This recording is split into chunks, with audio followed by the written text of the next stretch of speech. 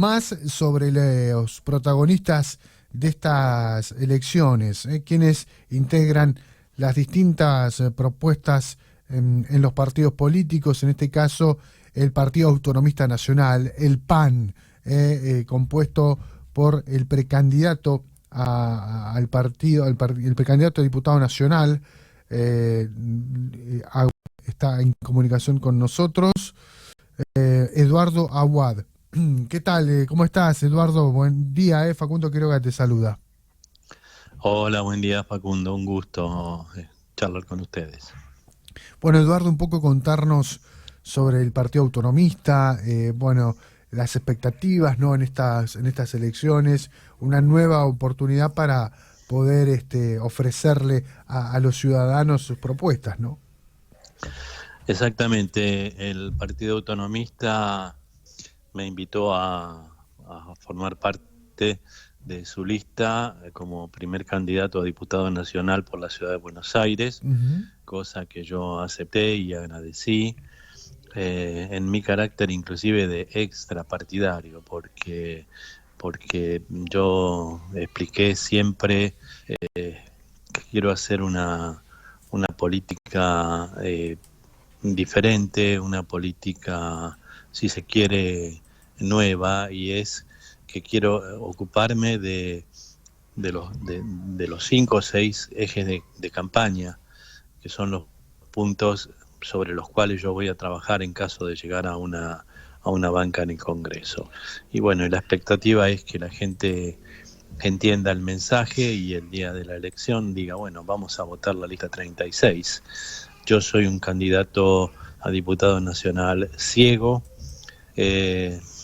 y voy a trabajar, uno de los puntos sobre los cuales voy a trabajar es justamente los derechos de las personas con discapacidad. Ese colectivo que hoy en día es invisible, y que la gente desconoce, la sociedad desconoce y el Estado también desconoce. Entonces vamos a trabajar para que se respeten las leyes que están dictadas, que hablan de los derechos de las personas con discapacidad, para que se respeten y para que se legisle lo que hay que legislar, para que las personas con discapacidad puedan estar realmente incluidas en la sociedad, puedan tener trabajo, pero antes de tener trabajo puedan tener capacitación. Exacto. Hoy en día la gran mayoría de las personas con discapacidad, los pocos que trabajan en negro, trabajan en la marginalidad, no les dan trabajo porque no confían en la capacidad de las personas con discapacidad. Entonces hay que empezar a mirar a la persona con discapacidad desde el lado de lo que son capaces de hacer. Y es mucho lo que son capaces de hacer. Lo que pasa es que el Estado, primero, no cumple con la ley de cupo de trabajo para personas con discapacidad, y segundo, claro, ¿cómo va a cumplir si no capacita a nadie? No capacita a las personas con discapacidad. Tampoco capacita a la sociedad, en el sentido de decir, bueno, los empresarios, señores empresarios, sepan que las personas con discapacidad pueden hacer esto y esto, claro, y están capacitados y son muy productivos, y además ustedes tienen beneficios fiscales si contratan personas con discapacidad, y también instruir a la sociedad en el sentido de a los futuros compañeros de trabajo de una persona con discapacidad, decirles, es una persona más. Claro. Porque si en un grupo de trabajo se dice va a ingresar un ciego, va a ingresar una persona en silla de ruedas, y se ponen todos como diciendo cómo tenemos que tratarlo, qué tenemos que hacer, tenemos que acompañarlo al baño, tenemos que acompañarla a comer, no sé, y es desconocimiento, claro, desconocimiento total. Ahora, entonces que el Estado se ocupe de hacer conocer la discapacidad como corresponde. ¿crees que está siendo dejado a un costado las personas con discapacidad y se priorizan otros colectivos, como por ejemplo la ley que se vota, ¿no?, de cupo laboral trans hace muy poco, cuando existe un cupo laboral para personas con discapacidad y no se termina de cumplimentar de una forma eficiente? Yo te digo que está muy bien el tema del cupo laboral trans. Lo que tendría que hacer sería cumplir las dos premisas. Claro. Entonces, buscar la igualdad Mm. de derechos, que eso es un principio de la democracia, la igualdad de derechos. Si nosotros nos ponemos a pensar, acá tenemos un montón de cosas desiguales. Simplemente pensar entre mujeres y hombres. Sabemos que la mujer por igual, por el trabajo igual que un hombre, y en la mayoría de los casos gana menos. Y esto es desigualdad, y la desigualdad va en contra de la democracia. Entonces, entendamos la democracia, practiquemos la democracia y practiquémosla en serio. Creo que desde una banca en el Congreso se puede luchar para lograr ese tipo de cosas. Ujú. Desde afuera uno lo puede hacer con los medios, sí, está bien, pero desde una banca en el Congreso lo que se diga es oficial, Sí, ¿viste? claro. Y sirve mucho. Y yo lo que quiero es servir a la sociedad, sacarle esos problemas a las personas con discapacidad, solucionarle los problemas de la gente que vive en los consorcios, Mm. que ya no pueden pagar las expensas porque las expensas están por las nubes, derogar la ley de alquileres, una ley nefasta que hizo pomada a todos a los inquilinos, a los propietarios, y se prometió que iba a solucionar los problemas de ellos, y bueno, y no se escuchó a la gente que les decíamos, esto va a perjudicar a todo el mundo. Y no importa, no se escuchó, se siguió adelante. ¿Para qué? Para lograr un abrazo entre uno de los legisladores que fueron los que pergeniaron ese engendro de ley, Sí. y uno de las personas que dicen representar a los inquilinos, pero que realmente no representa a nadie. Ujú. Así que vamos a luchar para derogar esa ley y para que el Estado no se meta en ese tipo de cuestiones, porque históricamente cuando el Estado se metió en las locaciones hubo crisis enorme en esa gente. Y que el Estado se ocupe de solucionar el problema de la vivienda como debe ser, dando los créditos que realmente a los que realmente puedan acceder las personas jóvenes, que previo a tener el crédito tienen que tener trabajo. Entonces el secreto está en empezar a crear trabajo. Y a través de la ley yo pienso que se va a poder lograr crear trabajo. Mm. Por lo menos en mis ejes de campaña Están. están esas propuestas y esos puntos de Ujú. trabajo importantes. Estamos hablando con Eduardo Daniel Aguad, él es precandidato a diputado nacional por el Partido Autonomista Nacional. ¿Cómo están viviendo estos tiempos de campaña? ¿Considerás que las reglas son claras, que son parejas para todos los partidos políticos? ¿Cómo analizás este presente, ¿no?, de campaña, Eduardo? Mira, el presente de campaña es como cualquier otra campaña. Los partidos políticos que están en los medios son los que concentran, digamos, las dos puntas, ¿no? Por un lado el oficialismo, por otro lado la oposición, y esos son los partidos que aparecen en los medios.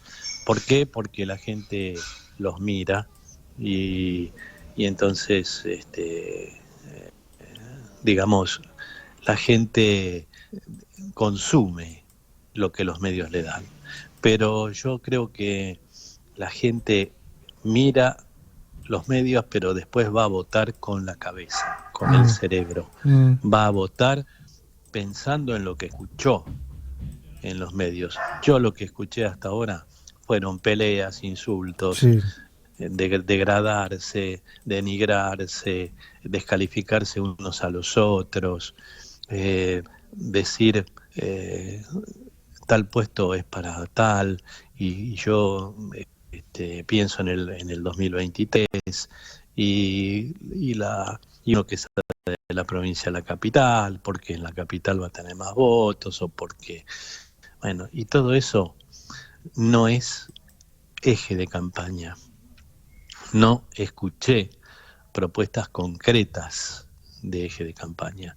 Y a mí me dijeron, vos lo que tenés que hacer para llegar a la banca es cada vez que te hacen una nota, tenés que insultar, tenés que...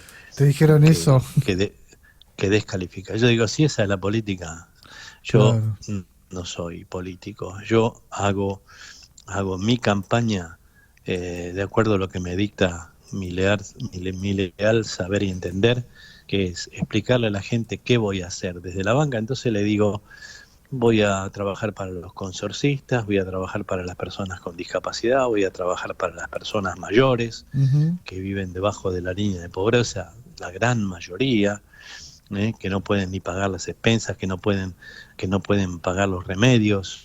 Eso es vergonzoso para una sociedad como esta. Voy a hacer que esas personas mayores puedan y tengan la oportunidad de compartir la experiencia que recogieron en toda su vida con los jóvenes. Y voy a hacer que los jóvenes encuentren un camino que hoy no encuentran. Vos mirás a los jóvenes y están perdidos, están desilusionados, desesperanzados. ¿Por qué? Porque la sociedad no los tiene en cuenta, ni siquiera a veces la familia los tiene en cuenta y tienen muchos problemas los jóvenes. Entonces por eso a mí me gusta escucharlos a los jóvenes y anotar los problemas que tienen, para después poder solucionarlos desde una banca. Y lo mismo te digo de los derechos de los que no tienen voz, y me refiero a los animales, que la gente ve en la calle tirados, o muertos, sí, o que no tienen una calidad de vida como tienen que tener. Y bueno, por eso la cantidad de proteccionistas y la cantidad de gente que trabaja justamente para que se le respeten los derechos y no pase más lo que pasó con un tipo que ató a una galguita al paragolpe del auto y la arrastró hasta que la mató porque no le servía más para las carreras, por ejemplo. Claro. O el otro que le tiró el auto a 10 perros que cruzaban la calle con el paseador y mató a 7, total eran perros, ¿viste? Y le tiró el auto y el tipo tenía 93 multas por conducir de la manera que lo hace. Y bueno, todo eso hay que terminarlo. Bien. Hay que terminar con esas cosas. Los animales tienen que tener sus derechos y la gente que los ama sabe que es así. Y voy a trabajar para eso también. Y lo mismo con la violencia de género, de un lado y del otro. No puede ser que cada 20 y pico de horas se muera una mujer por violencia de un hombre. Esto es de un país que atrasa, esto es de una sociedad que atrasa. Entonces tenemos que tomar medidas que realmente sean efectivas. Ya se ve que la tobillera no sirve, el botón de pánico antipánico no sirve, las restricciones de aproximación tampoco sirven. Claro. Bueno, busquemos soluciones que realmente sirvan para salvar la vida de la gente. Y la violencia del otro lado, ¿no? La violencia que reciben los hombres también, de parte de mujeres, que también existe. Lo que pasa es que no se denuncia porque los hombres, y esto me lo han comentado un montón de personas, los hombres no denuncian la violencia porque les da vergüenza. Y muchas veces han sido objeto de burla en la comisaría que fueron a denunciar. Entonces por eso no denuncian. Lo mismo que la violencia que sufren muchos hombres de parte de las mujeres que les prohíben ver a los hijos, que no les permiten ver a los hijos. Toda esta violencia familiar hay que terminarla. Es violencia también que el hombre no le pase a la mujer el alimento que le tiene que pasar para los hijos, o las condiciones, si no haces tal cosa no te paso el dinero. Claro. Todo esto hay que terminarlo. Tenemos que ser una sociedad madura, tenemos que madurar como sociedad. tenemos que madurar como sociedad. No podemos, y esto tiene que venir de parte de los dirigentes, de Seguro. parte de los funcionarios. No tengo duda. No tengo duda. Es feo todo lo que está pasando, Facundo. Eduardo, bueno, el tiempo es tirano en radio, ya tenemos que terminar nuestra comunicación, Sí, pero siempre fue importante para nuestros oyentes conocer un poco más de las propuestas, de este universo de espacios políticos que hay, ¿no? Y también conocer seguro, un poco más lo que ustedes están proponiendo desde el Partido Autonomista Nacional.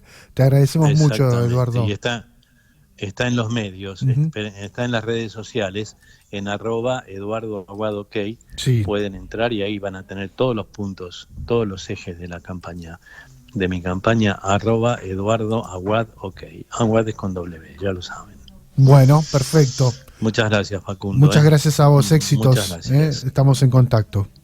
Gracias, muchas gracias, igualmente. Hasta luego y buenas tardes. Hasta luego, buenas tardes. Eduardo Daniel Aguad, precandidato a diputado nacional por el Partido Autonomista Nacional, compartió aquí en la contramano